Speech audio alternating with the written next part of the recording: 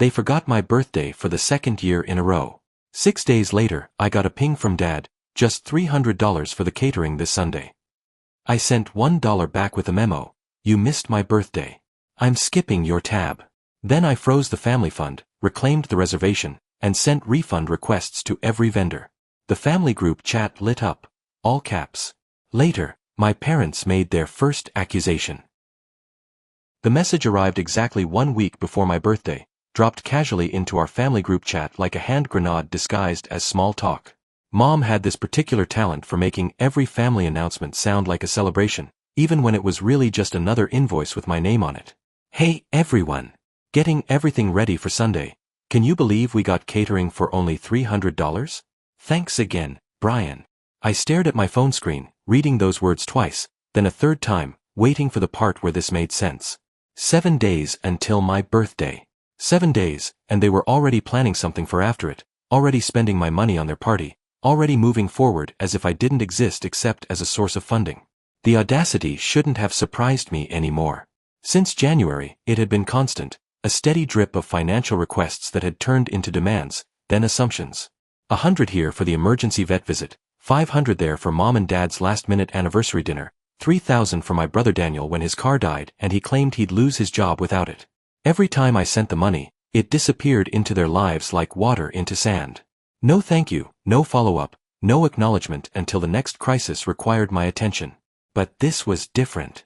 This wasn't just about money, this was about what they consistently forgot to do. My birthday had become an afterthought, a date that slipped past them while they orchestrated their own celebrations with military precision. They could remember to book venues, coordinate catering, arrange decorations, and send me cheerful reminders about footing the bill. They just couldn't remember me. Last year, I'd received a single text at 10:42 p.m., "Hope you had a good one." This year promised to be worse, radio silence from the people who were supposed to care most. When my birthday arrived, my phone remained dead quiet. No call from Mom, no text from Dad, not even one of those hollow Facebook posts from distant cousins pretending to remember. The silence was deafening, made more painful by the knowledge that somewhere, they were planning their Sunday gathering, making lists, confirming details, checking items off their perfectly organized agenda. They'd remembered everything except the person paying for it all. 6 days later, Dad's message arrived with the casual tone of someone requesting a dinner reservation, just $300 for the catering this Sunday. I didn't hesitate. I opened Venmo, sent him exactly $1, and typed in the memo, "You missed my birthday. I'm not paying for you." Then I started pulling every lever I had. The family fund was my first target, that joint account I'd stupidly agreed to set up when they claimed they wanted to make things easier for everyone. I'd been the only contributor, treating it like my responsibility while they treated it like their right. Within minutes, it was frozen solid, every automatic payment cancelled, every pending transaction blocked. Next came the vendors. I logged into every portal, cancelled every service, submitted refund requests with a calm that surprised me. The catering company, the event venue, the balloon rental, the dessert truck, even the DJ they'd hired as a fun surprise, all cancelled. Each confirmation email felt like lifting a weight off my shoulders. It took exactly 32 minutes for the family group chat to explode. Mom went first. "What happened to the catering?" Daniel followed. "WTF did you do?" Then Dad, "Did you seriously ruin this whole thing?"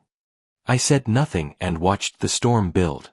The messages came fast and furious, each one more indignant than the last. They were angry, insulted, bewildered. What they weren't was apologetic. Not once did anyone type the words, "We forgot your birthday," or "We're sorry." Instead, I got lectures about immaturity, accusations about blowing things out of proportion, and the classic guilt trip about being selfish. That evening, Mom called. I let it go to voicemail, and her message crystallized everything I'd been feeling. "You owe us more than this, Brian. After everything we've done for you." Everything they'd done for me? I sat in my quiet apartment and tried to think of what that might be. They'd taken from me time, money, emotional energy, without blinking. But what had they actually given back? When had they shown up for my accomplishments, my struggles, my life? The question hung in the air like smoke, impossible to ignore. The next morning brought 17 missed calls and a group chat that had devolved into a full-scale assault on my character. Mom led the charge. "Unbelievable. We do one thing for the family, and you destroy it over your birthday. As if I'd committed arson because I didn't get cake. Dad doubled down, you need to grow up. We gave you everything, a home, food, school. This is how you treat us. But it was Daniel's message that really stung. This is why people don't trust you with real stuff. You're selfish. You act like you're better than us just because you've got a little money now. The irony was breathtaking. I was selfish for refusing to fund their party, but they weren't selfish for forgetting my existence while planning it. I was the problem for standing up for myself, not them for treating me like a walking ATM. Then came the message that changed everything. Mom again, this time more direct. We took care of you for years, Brian. You owe us. That wasn't passive aggression anymore, that was a debt collection notice. They were literally claiming ownership over my financial future based on the basic parental obligations they'd fulfilled decades ago. In their minds, feeding and housing their child had been an investment, and now it was time for returns. So I started keeping score. Literally. I made lists, pages of them. Every financial request over the years, every promised repayment that never materialized, every milestone they'd missed while I showed up for theirs. My promotion at work. Silence. The time I was hospitalized, only my coworker visited. When I bought my first apartment, no one came to help me move. But when they needed airport rides, computer fixes, career advice or money, I was always available. The pattern was undeniable, and I'd been complicit in it. I'd never treated their requests like debts because I thought that's what family meant, giving without keeping score. But they were keeping score, and in their ledger, I was permanently in the red. After 3 days of radio silence, Dad sent me a private message that revealed their true feelings. You're lucky we didn't throw you out when you dropped out of grad school. You still owe us for that. Dropped out? I hadn't dropped out. I'd transferred schools and paid for it myself. I'd worked 2 jobs to get through it without asking for help, and they'd barely acknowledged my graduation. But in their revisionist history, they were the heroes who'd carried me through my failure. The narrative was already shifting to maintain their position as the wronged party. That's when I realized this wasn't about money or birthdays or forgotten celebrations. This was about control, and the moment I'd said no, they'd started rewriting history to justify why I owed them my life. But I wasn't done. If they wanted to play hardball, I was ready to show them what real boundaries looked like. My next moves were surgical and silent. I called the bank and confirmed that the family fund was locked tight, only I could access it. I followed up with every vendor to ensure they couldn't rebook using my information. Then I started auditing every account and subscription tied to my name. The discoveries were staggering. My Spotify account was active on 3 devices, including Daniel's girlfriend's iPad.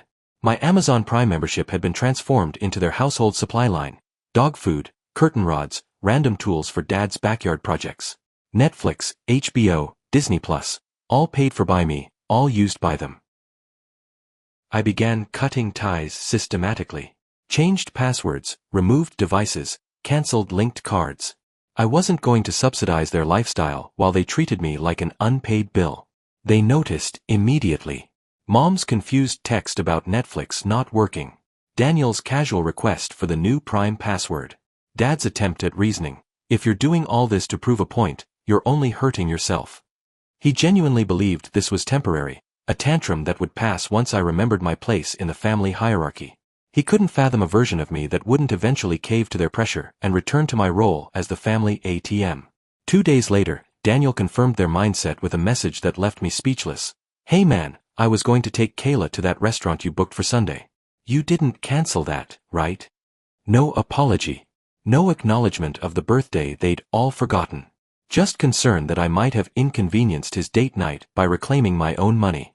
Mom's inevitable voicemail came next, dripping with manufactured hurt. Brian, you're being really cruel now. You've made your point. This isn't you. This family has always leaned on each other. That's what we do. If you needed something, we'd be there. That last part lodged in my chest like a splinter. I had needed things, help moving, support during illness, recognition for achievements, basic acknowledgement on my birthday. I just hadn't made demands the way they did. I'd shown up for them because I thought that's what family meant, not realizing the road only went one way. By the following week, the group chat had gone silent. Not peaceful quiet, but the tense silence of people who didn't know how to communicate without making demands. I knew it was temporary, just the calm before they regrouped and tried a new strategy.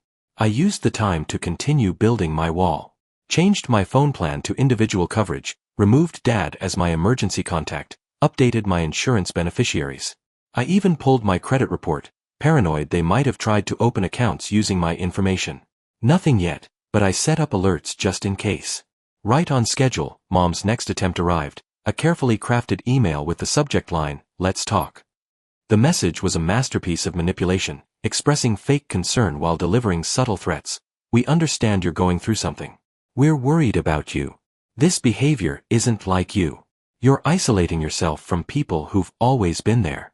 If this continues, we won't be able to include you in future family decisions." The implication was clear: get back in line, or we'll cut you out entirely. They thought exclusion from their dysfunction was punishment rather than the freedom I'd been seeking. That weekend, my aunt called, one of the few family members I actually respected. She'd heard about the drama and wanted my side of the story. I told her everything, laying out the pattern of forgotten birthdays, automatic financial assumptions, and years of one-sided support. After a long pause, she said something that validated everything I'd been feeling. "I always wondered how you stayed so patient." It was the first time anyone in my family had acknowledged what I'd been carrying, and it made my decision crystalline clear: I wasn't going back. The final insult arrived as a package with no return address. Inside was a framed photo of my parents and Daniel at some beach, smiling under the words, "Family is everything," in flowing cursive script. Their message wasn't an apology or acknowledgement of wrongdoing, it was a guilt trip disguised as sentiment. Even in their attempt at reconciliation, they were telling me I was wrong for walking away. I opened the group chat one last time and typed a single message: "You all had your chance to treat me like family. You chose to treat me like a bank. That's over. Don't contact me again." Then I blocked their numbers and left the group, giving them exactly what they claimed to fear most: distance. 3 weeks of blissful silence followed. No demands, no guilt trips, no casual assumptions about my money or time. I'd started to believe they'd finally understood that the ATM was permanently out of service. Then I came home to find an envelope slipped under my door. 5 pages of handwritten text in my father's careful script. He never wrote anything by hand. Mom usually filled out his forms and reminded him to sign birthday cards. But this marathon of grievance was all him, starting with familiar themes about being dependable and ending with devastating revelation. The letter meandered through predictable guilt trips and revisionist history, but the bombshell came on page 4. "We're going ahead with the refinance. Since your name is on the paperwork, we'll need your signature by the 15th. It's nothing complicated, just standard procedure." I'd completely forgotten. Years ago, I'd co-signed their mortgage when I was the only one with good credit. It was supposed to be temporary, just until their finances stabilized. Now I was legally chained to their house like an anchor, and they thought they could cash in one more favor by slipping the paperwork under my door with a handwritten guilt trip attached. I called a lawyer the next morning. She'd handled similar cases, parents using their children's financial credentials as leverage for continued control. We pulled property records, loan documents, everything. My name was there, all right, tying me to their mortgage like a financial umbilical cord. "Do you want out?" she asked. Yes. Within days, a certified letter went out, not from me, but from my attorney. It stated in clear legal terms that I wouldn't be signing anything, that all future communication had to go through her, and that I was exercising my full right to sever all financial entanglements immediately. Daniel's response came as a single-sentence email: "You really think this makes you better than us?" I didn't reply because the answer was complicated. I didn't think I was better, I just didn't want to live chained to people who only remembered my existence when they needed something. People who forgot my birthday but remembered I'd co-signed their house.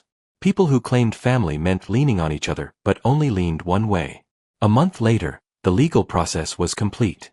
My name was officially removed from their mortgage, and I was finally, truly free from their financial manipulation. They got the legal notice without warning, discovering that their favorite leverage point had been permanently revoked. For the first time in years, I slept through the night without waking up worried about what I'd forgotten to do for someone else.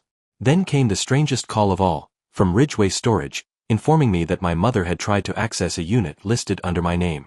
I'd forgotten about it completely, but it came back to me gradually. When I'd moved out years ago, Mom had insisted on keeping some of my belongings, just in case. Childhood memorabilia, college notes, furniture she wasn't ready to part with. What I found in that storage unit changed everything. Mixed in with my legitimate belongings were family financial documents, loan applications, and most damning of all, a credit card application from 3 years ago, opened using my name and social security number. The signature wasn't mine. They'd committed fraud, quietly and systematically, assuming I'd never find out. This wasn't just a family that took too much, this was criminal behavior hidden in a storage unit under my name. My lawyer didn't hesitate. This is a crime, Brian. This changes things. The investigation was swift and thorough. The fraudulent credit card debt was wiped from my record, the evidence was documented, and charges could be filed if I chose to pursue them. When the investigating officer asked if I wanted to press charges, I told him I'd think about it. The final twist came from Daniel, an unexpected email with no greeting or pleasantries. Didn't know about the card. Not surprised though. They've done similar to me, not with my name, just money stuff. I'm not making excuses. Just letting you know I'm done with them too. No defense of our parents, no attempt to reconcile with me, just a flat update like he was checking off a box. I didn't reply, but I didn't delete it either. That night, I went for a walk around my neighborhood. Nothing dramatic, just a few quiet blocks in the evening air. For the first time in years, I wasn't thinking about who might call next, what favor might be requested, or what financial crisis was waiting at the end of my phone line. I didn't feel victorious or vindicated. I didn't feel sad either. I just felt like I finally had my life back. Quiet, mine, with no strings attached. The family ATM was permanently closed, and the person who used to operate it was learning to live for himself again.